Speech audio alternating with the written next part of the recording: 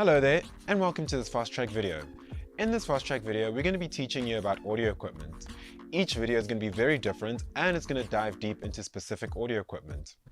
In these training videos, we're going to show you who uses this particular audio equipment, why it's used, how to use it, as well as specific technical jargon that might confuse you or that you might not know about.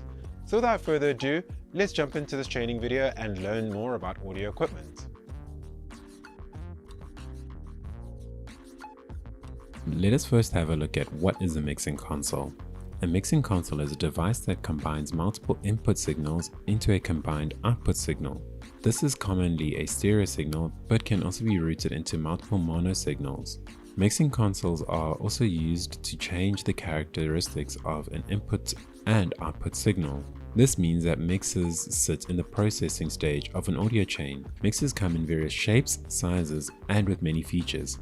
However, the main consistence is that they have channel strips featuring built-in equalizers, gain control, as well as level control. In this video, we'll cover all of this, including different types of mixers, how mixers work, why mixers are needed, and more. Let us begin. Let's now have a look at types of mixers. There are many different types of mixers, however they can be categorized into the following: analog, digital, hybrid, and powered. Let us explore what each category of mixers mainly has that separates it from the rest. Let us start with ground zero, analog mixers.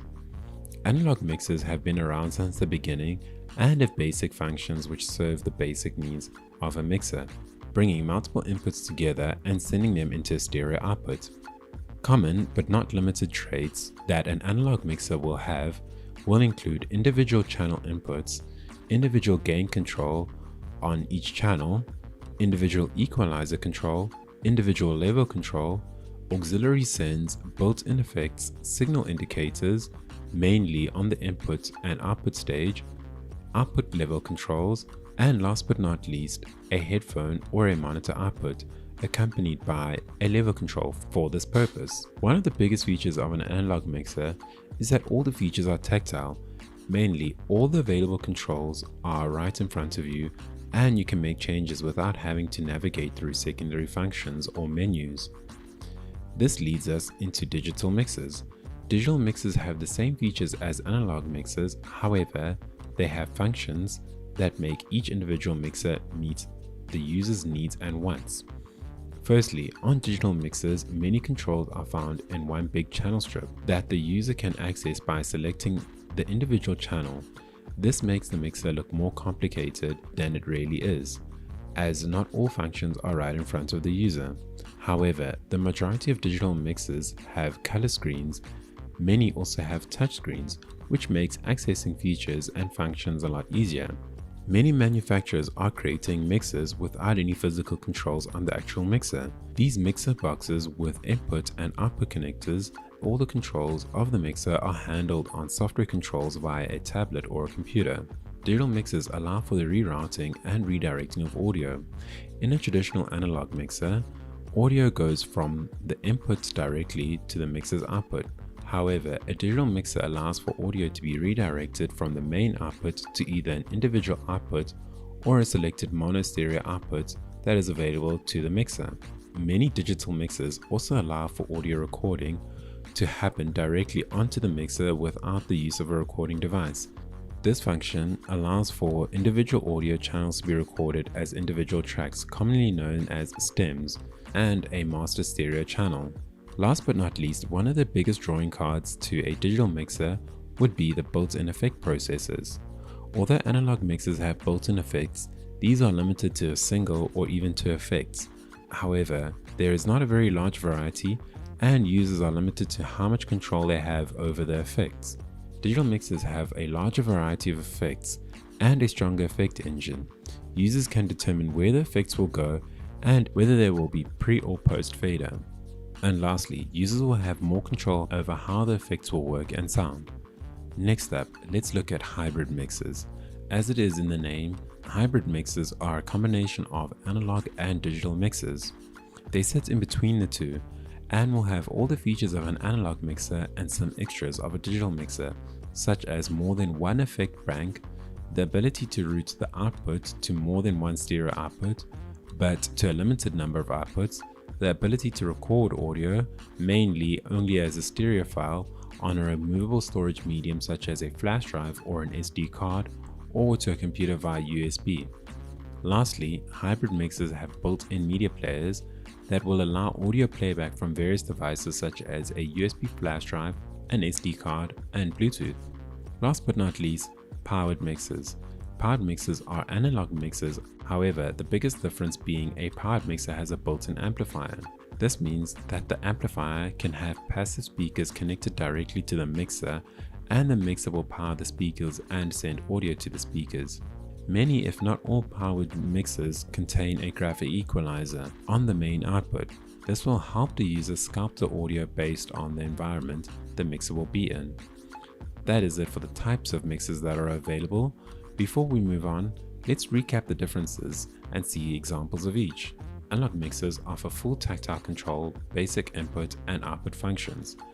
Digital mixers have many more features and most functions are embedded through various menus. Hybrid mixers, a combination of analog and digital mixers with more analog and a few digital functions. Powered mixers, modeled off analog mixers with a built-in amplifier. Let's now move on to the next section of this video. Mixing consoles look very complicated and mainly something that only an audio engineer would be able to control. However, mixers can be used by the following people and not limited to sound engineers, music producers, musicians, presenters, radio hosts, podcasters, announcers, preachers, online streamers, and many more people. Remember, this is only an example, and there are many more people who find uses for audio mixers. Let us now have a look at where mixers can be used. Mixers can be used in various places where audio is needed. Let us have a look at some of these examples, including music recording studios, music venues, radio stations, television stations, churches, restaurants, nightclubs, schools, sports events, and much more. Since a mixing console is part of the processing stage in an audio chain, it's very common to find mixers in many settings where audio is found. Let us now have a look at how mixing consoles work. To get a better view of how mixers work, we are going to look at how mixers work based on a basic mixer. Let's start off with the inputs. The inputs are where audio comes into the mixer, and this can be via a microphone or a line level signal. Most mixers start off with mono channels that move from left to right, and the last few tend to be stereo channels. Next we have the channel gain. This is usually controlled by a knob that determines how much volume is being inputted into the channel. Below the gain generally sits the EQ. This can be a simple 3-band EQ that will have a high, mid, and low frequency knob that controls the level of each frequency based on a preset frequency point. This is mainly used to cut or boost preset frequencies. Some, but not all analog mixers have the option of an FX or an auxiliary send. This will allow users to send audio signals to an external effect processor and have the signal returned that is affected to the channel. In the case of an aux send, this could be used for monitoring audio to a specific output, but not necessarily the main output that would be heard by the audience. Below this we have the pan. The pan determines where the audio will be outputted, be that center, left, or right. The pan allows for space with which audio travels in a stereo output. For example, a lead singer's vocals will sit in the center as this is the main attraction. However, having inputs for the soprano voices pan to the left and baritone inputs pan to the right would give all the voices enough spread at the output stage. Lastly, on the input channel stage would be the level control. This can be a fader or a knob, and this controls the amount of audio that will go from the channel to the output. This will be the same whether the channel is a microphone or a line level channel, or if it is a mono or a stereo setup. Some mixers will only have mono inputs, and some mixers will only have stereo inputs. based on their build. However, two mono channels can be converted into a set of stereo channels by simply matching the controls of the mixer settings on the channel strips to each other, moving the pan of the first channel to the extreme right and the pan of the second channel to the extreme left. This will create a stereo channel. One of the benefits of having a digital mixer is that this can be done automatically by means of pushing a very few buttons to set up two mono channels as a single stereo channel, and the mixer will see and recognize these channels as now a stereo channel until the user unlinks them. Let's now go over to the output stage. This is the main output, and this can be either XLR or jack connectors depending on the manufacturers. However, in the case of a powered mixer, this is generally a speak-on connector or a jack connector. The main output volume is controlled by the main mix volume control, which is commonly found on the extreme right of the mixer by means of a fader or a knob, depending on the size of the mixer. This will control the total amount of audio that is coming from the complete mixer to the outputs. Depending on the size, the mixer may also have a meter in the form of lights showing the user how loud the output level will be going out of the mixer. In addition to the main output, some mixers will have a headphone output to monitor audio coming out of the mixer. Alongside this may be a control room or a monitor out designed to be used to monitor the audio by means of a speaker. Last but not least, some mixers will also have a tape in and out. These are line level inputs and outputs. The input can be used for media players and the output can be used for recording or streaming devices. That is it for how a mixer works. We will now go over some confusing jargon that you may have bumped into. To make sense of some of the functions of a mixer, let's have a look at some confusing jargon that you may encounter while using a mixer. Pre-fader. This is the insert point or send of a mixing console that happens before the fader in the signal path. The fader can be moved without affecting the signal that is being inserted or sent. Monitor and cues mainly use pre-fade, so that monitor or headphone mixers will not be changed when the fader is moved up or down. Post-fader. The insert point or send on a mixing console that happens after the fader in a signal path. The fader can be moved without affecting the signal that is being inserted or sent. Effect sends are usually post-fader, meaning that when the fader moves, this will change the signal or mix that is being sent to the signal processor. Aux send, short for auxiliary send, is a route in a mixing console that sends out an independent mix that can be used for effect processors or monitor mixers. Digital mixers usually have multiple aux sends that allow for flexible routing from input channels. Unity gain, a setting that does not change the signal or amplify the signal. In the case of a mixing console, this can be the desired setting for gain staging and optimize operating levels. Multi-track recording. In the instance of a digital mixer, multi-track recording refers to the recording session that contains individual mono or stereo recordings from each channel. In many cases of hybrid mixers, users are only able to record a 2-track stereo recording, which comes from the main output.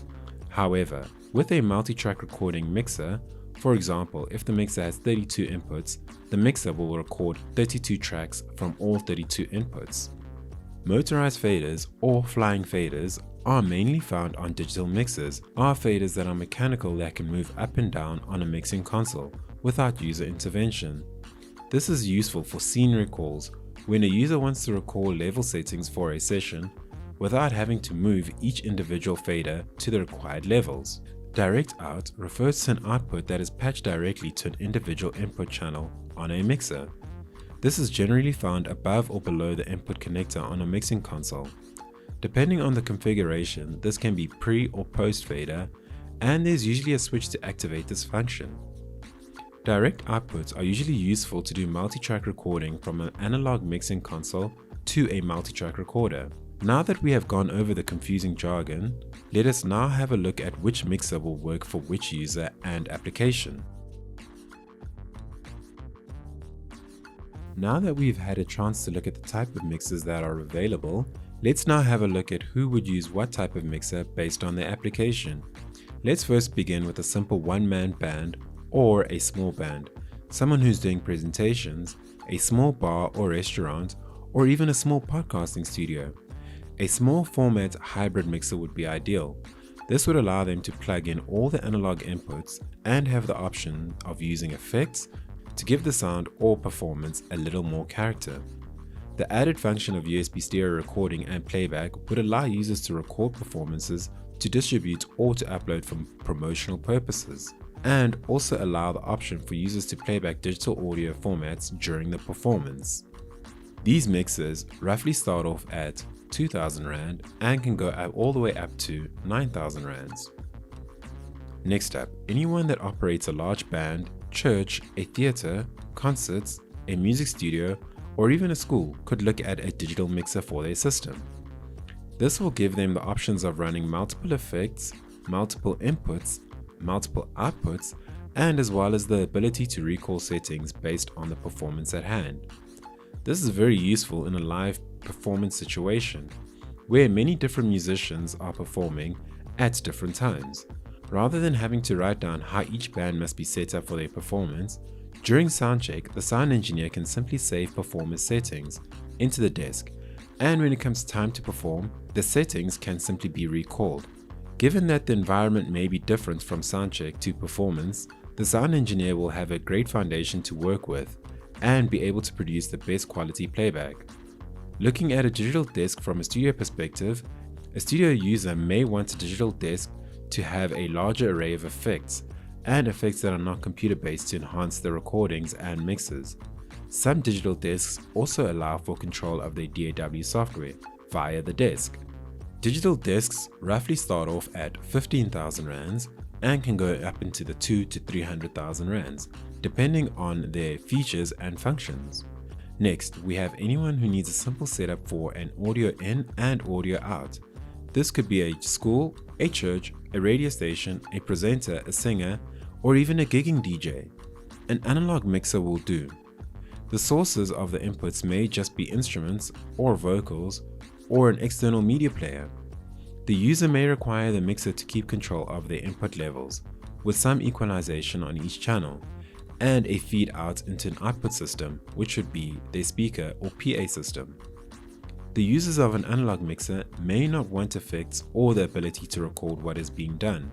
An analog mixing desk user may also want to get their feet wet in terms of how to use a mixer before advancing onto a digital mixer with all the bells and whistles.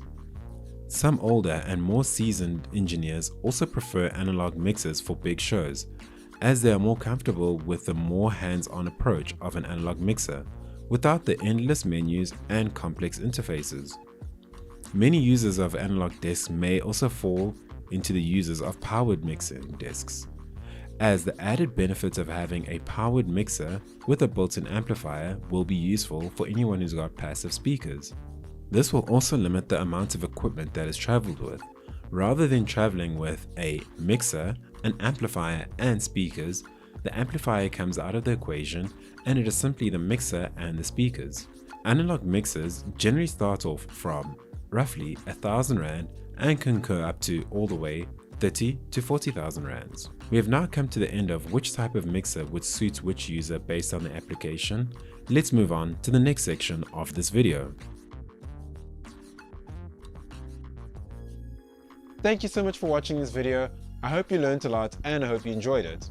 If there was anything you didn't understand, feel free to drop me an email at the email address at the end of this video. Thank you once again for watching and I hope to see you again next time. Take care and bye-bye.